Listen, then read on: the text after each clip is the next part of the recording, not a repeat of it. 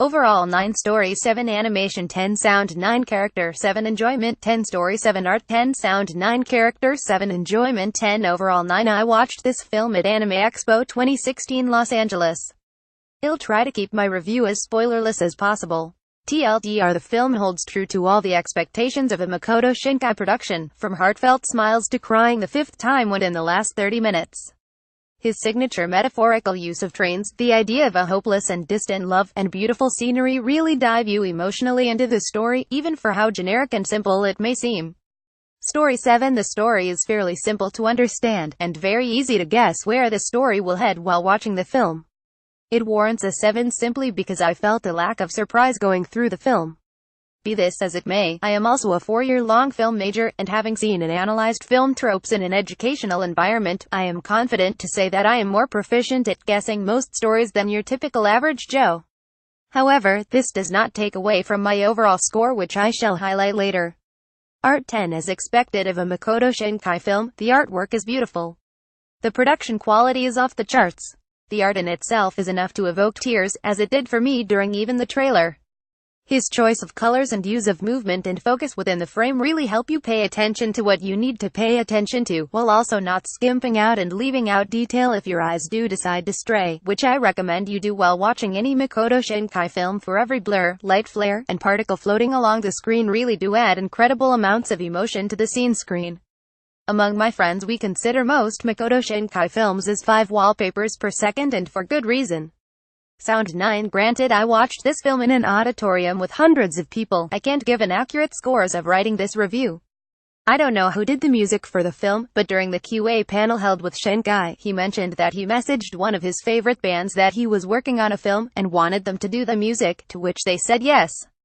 Edit 7,252,016. The music was done by the band Radwimps, a Japanese rock alternative rock band.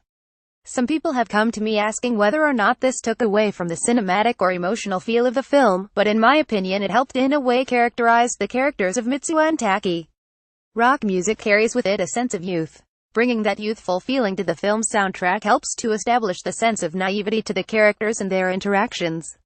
It really helps establish the characters as teenagers who don't know or care about right from wrong, but rather would do what they feel in their heart is the right thing to do, which is exactly what motivates Mitsuha and Taki in their adventure.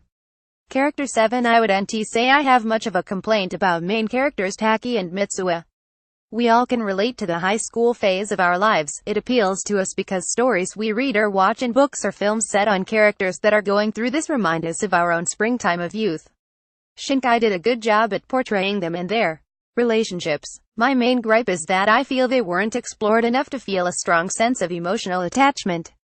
Their lives, personalities, traits, habits, friends, lifestyles, etc. are all explored in the first approximately 20 minutes. I personally felt that we only skimmed the surface of these characters and are forced to go further into the shallow end of a pool, only hoping that it gets deeper to actually swim around in this world of possibilities. I wanted to laugh, cry, and even relate more with the characters, but I felt that I only read about them in a story, or saw them in a film, which I did. I wanted to feel they could have actually existed, but the film seems to be a bit too reliant on cliché tropes to incite certain emotions.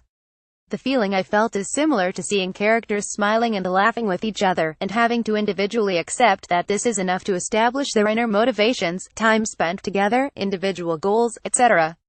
I felt like it wasn't enough, and just had to accept that Taki and Mitsuha were the way they were.